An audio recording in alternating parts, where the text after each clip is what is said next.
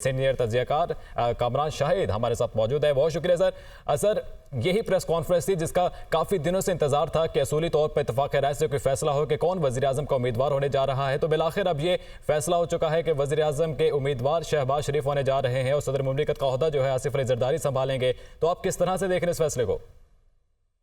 Actually हम जिसका भी देखें, ज्यादातर देखना चाहिए अवाम किस ऑप्टिक से देख रही होगी। कि आवाम ये देख रही होगी कि शहबाज शरीफ का मैंडेट है कि प्राइम मिनिस्टर बनना या नहीं, लेकिन ऑब्वियसली वो बनने जा रहे हैं। आवाम ये देख रही होगी कि जिस पार्टी के 57 वोट है उनका बंदा जो है वो प्रेसिडेंट बनने जा रहा है, यानी जरदारी साहब। तो ये उनका ये मैंडेट है भी या नहीं है। तो अवाम ने 8 फरवरी को एक्चुअली ये साबित कर दिया कि जो मीडिया सोचता था, जो हम सोचते थे, अवाम कुछ और सोचती है और अवाम शायद बहुत डीपली सोचती है। तो अवाम की ऑप्टिक से ये पीडीएम 2 बनने जा रही है और पीडीएम 1 की बेसिस के ऊपर तो कह सकते हैं कि बड़ा ही पैथेटिक और बड़ा ही पाकिस्तान के लिए हर लिहाज से जो था एक अनसक्सेसफुल वेंचर था। अब वही पुराने लोग हैं, वही पीडीएम 1 की हैयत है, वो क्या कर सकेंगे पाकिस्तान के लिए, ये तो आने वाला वक्त ही बताएगा। हम तो ऑब्वियसली होप कर सकते हैं कि पाकिस्तान के लिए अच्छा हो, लेकिन ये लोग कर सकेंगे या नहीं कर सकेंगे मिल के भी। ये सारी पार्टी इकट्ठी हो गई हैं, तो ये मिल के भी अगर कुछ ना कर सके तो फिर तो खैर बड़ी ज्यादती है। अपने साथ तो कर ही रहे होंगे, पाकिस्तान के साथ भी दोबारा हो जाएगी। ये सिचुएशन है। मेरे ख्याल में तो अवाम इसको इस तरह देख रही होगी। पीपल्स पार्टी जो है उसकी अवाम भी जो है वो आज देख रही होगी कि मैंडेट जो बिलावल भुट्टो साहब ने लिया था टोटल पंजाब के अंदर खास तौर पे, वो उन्होंने लिया था पीएमएलएन के खिलाफ। लेकिन अभी तो वो उनके साथ बैठे हुए हैं, उनके स्मॉल या बिग अलाई जो भी आप समझे बन के बैठे हुए हैं। और पीएमएलएन ने जो मैंडेट या इलेक्शन कैंपेन चलाई थी वो 4th टाइम प्राइम मिनिस्टर बनने की चलाई थी नवाज शरीफ साहब के लिए। एक ऐसे प्राइम मिनिस्टर जो सादा अक्सरियत छोड़ के बल्कि 2/3 मेजोरिटी जिनके पास होगी। तो वो सारी उनकी आवाम भी ऑब्जर्व कर रही होगी कि उनके साथ उनके लीडर्स क्या कर रहे हैं। लेकिन अगर पाकिस्तान के लिए अच्छा हो तो बहुत ही अच्छा है, होना चाहिए, क्योंकि वैसे भी डेडलॉक की सूरत हाल थी। तो पीटीआई की सिचुएशन तो आपको पता ही है कि वो तो पार्टी अपने नाम से भी नहीं है। सुन्नी तहरीक के नाम से उनके बंदे जा चुके हैं, वो भी 80 हुए हैं, 10 का आता पता ही कुछ नहीं है और वो किसी के साथ बैठने को तैयार ही नहीं है। तो अगर ये 28 तक ये इजलास ना होता तो फिर ये असेंबली बनती ना और इलेक्शन कालदम करार दिए जाते, इलेक्शन दोबारा होते, तो शायद पाकिस्तान के लिए ये भी पॉसिबल नहीं था।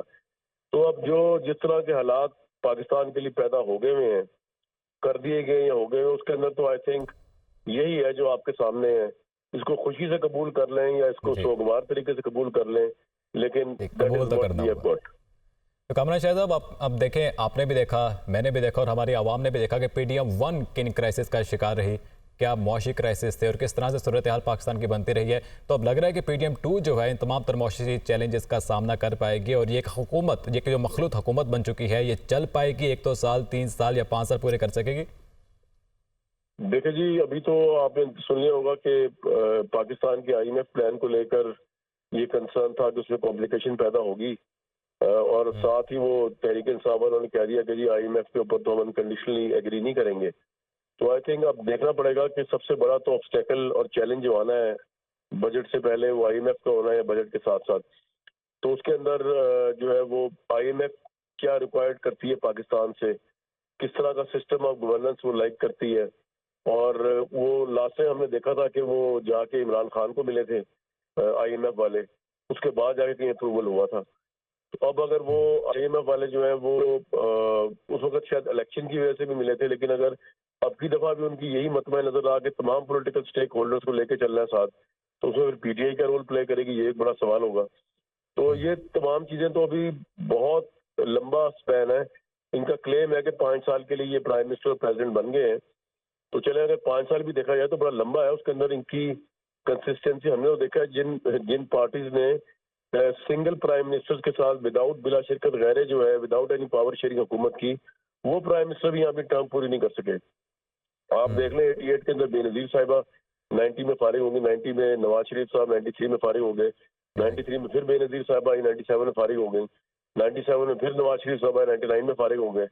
तो कोई गवर्नमेंट 2013 के अंदर आपने 2008 में देखा यूसुफ रजा गिलानी भी टर्म पूरी नहीं कर सके, 2013 में नवाज शरीफ साहब नहीं। ये तो वो लोग थे जिनकी सिंगल लार्जेस्ट गवर्नमेंट थी। ये इस तरह की कोई पीडीएम टाइप चीजें वहां पे नहीं थी। तो ये जो आपका सवाल है ये पाकिस्तान के तनाजुर में तो ये 50-50 से भी ज्यादा प्रोबेबिलिटी होती है कि पता नहीं चल सकेंगे नहीं चल सकेंगे, ये प्राइम मिनिस्टर रह सकेगा। और हमें अभी ये भी नहीं पता कि इनकी सीक्रेट डील क्या हुई है आपस में।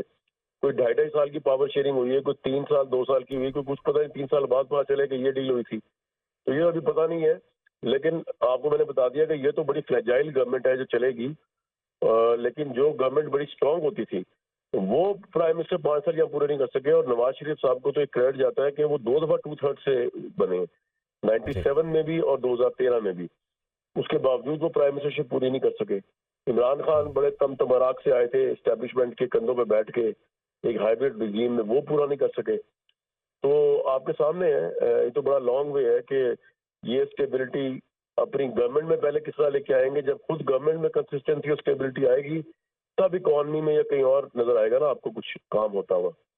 जी कमरा शाह साहब, अब चूंकि आज़ाद उम्मीदवार और मौलाना साहब भी अब इनके साथ उन्होंने इत्तेहाद नहीं किया और चूंकि एक स्ट्रॉन्ग किस्म की अपोजिशन जो है वो बन चुकी है, तो लगता है कि अपोजिशन जो है इस हुकूमत को एक बहुत टफ टाइम देगी।